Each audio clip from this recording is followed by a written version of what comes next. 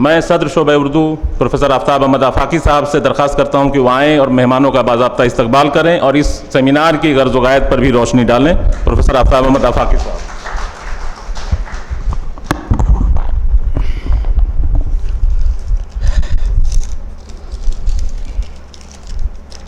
اس 2 روزہ قومی سیمینار بعنوان پنڈت برہد نارائن چکبست حیات اور کارنامے کے صدر اور اس یونیورسٹی کے اگر محبوب ترین وائس چانسلر کہیں تو زیادہ مناسب ہوگا کہ بہت کم عرصے میں محض 3-4 مہینے کے عرصے میں ہم سب نے جو کچھ ان کے کارنامے، جو کچھ ان کی کوششیں اور جس طرح سے اساتذہ اور یہاں کے طلباء و طالبات سے جس طرح سے انٹریکشن کر رہے ہیں، بہت ساری امیدوں کے ساتھ ہم سب سے پہلے صمیم قلب سے آپ کا استقبال کرتے ہیں، خیر مقدم کرتے ہیں. مہمان خصوصی کے طور پر محترم پروفیسر شہاب عنایت ملک صاحب کو زحمت دی گئی ہے، ہم ان کا استقبال کرتے ہیں، خیر مقدم کرتے ہیں. مہمانی اعزازی کے طور پر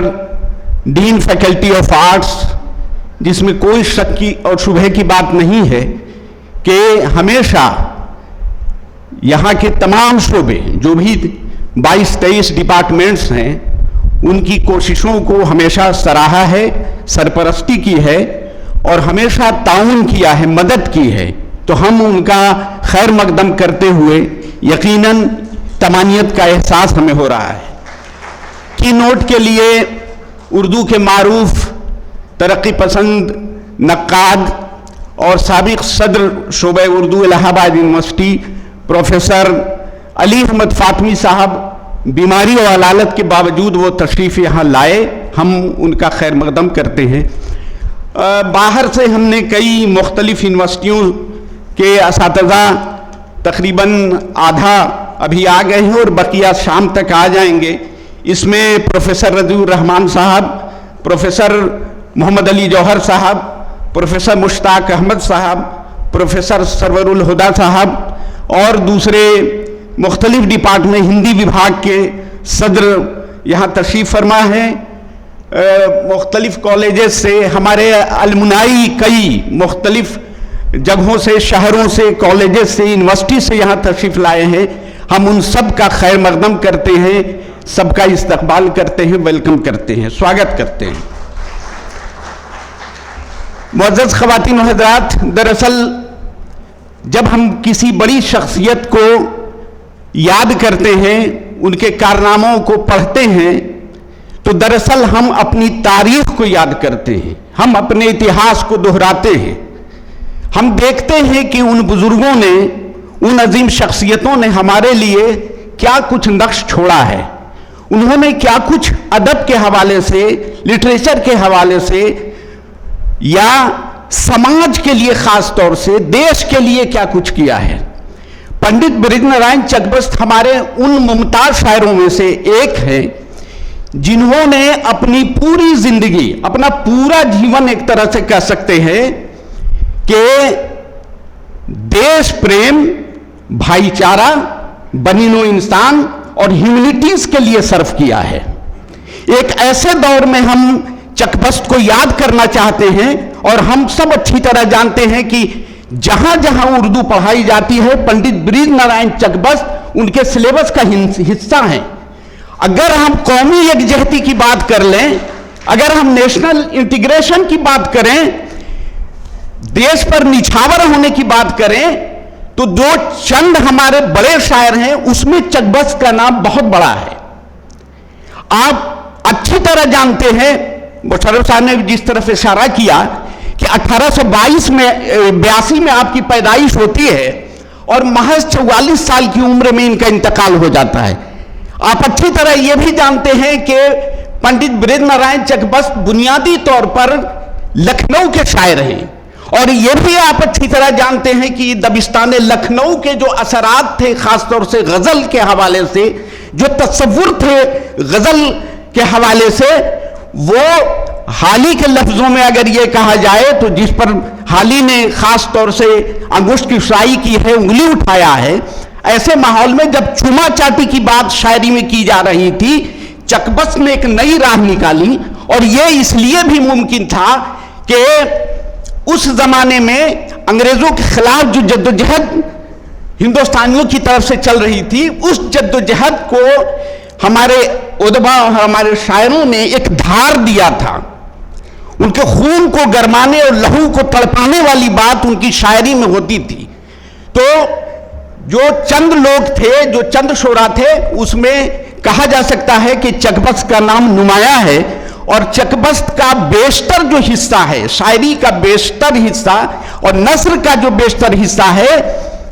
आप देखेंगे कि उन मुजाहिदीन आज़ादी के लिए है। वो लोग जो आज़ादी की जद्दोजहद में कुर्बानी दे रहे थे, जो जद्दोजहद कर रहे थे, जो कोशिशें कर रहे थे,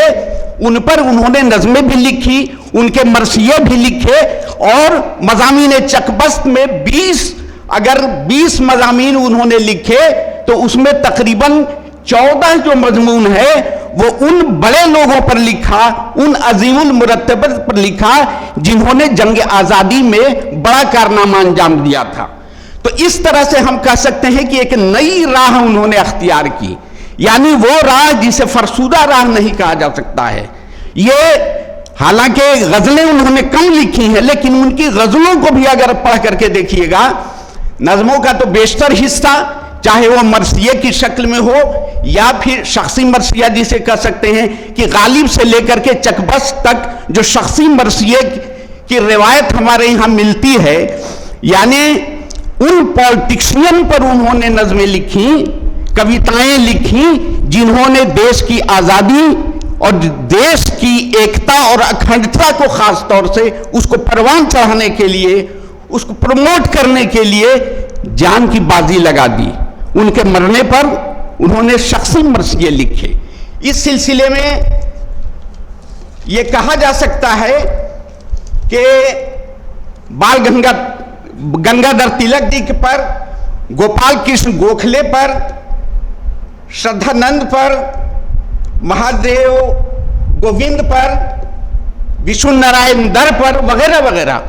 एक अहम बात जो मैं अपने तालिब इल्मों के लिए कहना चाहता हूं, अपने स्टूडेंट के लिए कहना चाहता हूं कि चकबस्त का रिश्ता इस बनारस हिंदू यूनिवर्सिटी से भी है। इन मामलों में है कि हमारी यूनिवर्सिटी के बानी जब चंदा के लिए 1911 में पंडित मदन मोहन मालवीय जी जब लखनऊ तशरीफ ले गए थे, तो उसमें वो पेश थे और उन्होंने एक कविता, लंबी कविता मुसद्दस के नाम से लिखी और मालवीय जी को फकीर करार दिया कि एक ऐसा फकीर है जो अपने पूरे वजूद को मिटा रहा है देश के लिए, भारतीयों के लिए। इसलिए उन्होंने ललकारा कि यहाँ के जमींदार, यहाँ के नवाबीन, यहाँ के जो रऊसा हैं, जिनके पास दौलत है, पैसे हैं, ऐसे फकीर की झोली इस तरह से भर दी जाए। मोटे तौर पर उस नज़्म में कहते हैं कि जा करके लखनऊ को याद करने लगे कि लखनऊ वालों ने हमारी यूनिवर्सिटी को बहुत कुछ दिया। तो इस हिसाब से मैं देख रहा हूं कि हमारी नई नस्ल, खास तौर से आज पूरी दुनिया में आप देख रहे हैं कि जो सूरत हाल है, चाहे वो सियासी तौर पर देखिए, इक्तिसादी या माशी एतबार से आप देख लीजिए, जो उथल पुथल है, उसमें ऐसा महसूस होता है कि पंडित बीरेंद्र नारायण चकबस्त जैसे खड़े हो और ये कह रहे हो कि इन चैलेंजेस से कैसे निपटना है। आप कौमी हमदर्दी की बात कह लीजिए, उखवत मोहब्बत की बात कीजिए, भाईचारे की बात कर लीजिए, और सबसे बड़ी बात कि उस समय, उस वक्त यानी 20वीं सदी के अवाइल में लड़कियों के तालीम के सिलसिले में बहुत ज्यादा संजीदा हम नहीं थे। पंडित जी ने खास तौर से नज़में लिखी, लेख लिखा, और ये सुबह उम्मीद जो रिसाला उनका निकलता था, हालांकि 2.5 साल तकरीबन उन्होंने निकाला, मैगजीन निकलती थी उनकी, उसमें सिर्फ और सिर्फ जो बातें होती थी,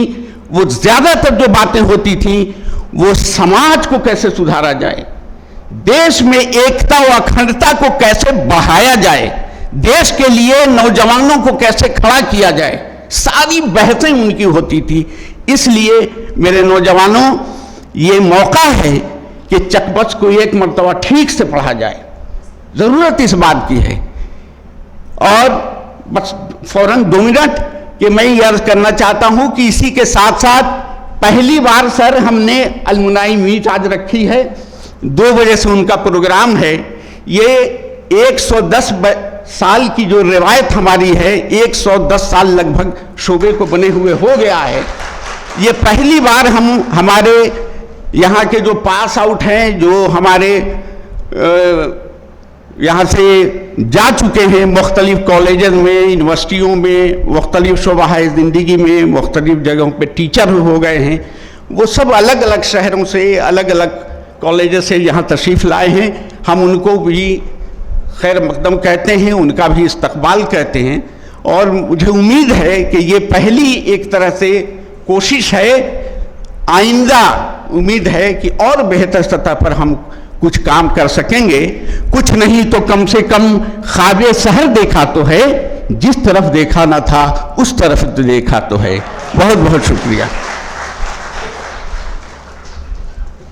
बहुत शुक्रिया सर।